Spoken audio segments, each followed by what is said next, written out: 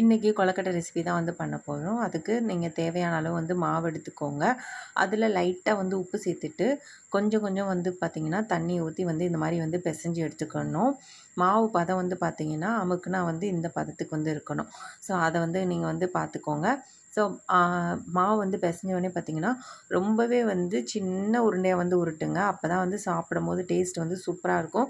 நீங்கள் பெருசாக உருட்டிட்டீங்க அப்படின்னா சாப்பிட்றது கொஞ்சம் ஹார்டாக இருக்கும். அப்புறம் ஒரு பாத்திரத்தில் தண்ணி வந்து கொதிச்சது வந்து பார்த்திங்கன்னா நம்ம உருட்டி வச்சுருந்தா உருண்டையை வந்து போட்டு எடுத்தோம் அப்படின்னா நார்மலாக நம்ம சாப்பிடுவோம் இல்லையா? ஸோ அந்த கொழுக்கட்டை வந்து ரெடி ஆயிரும்.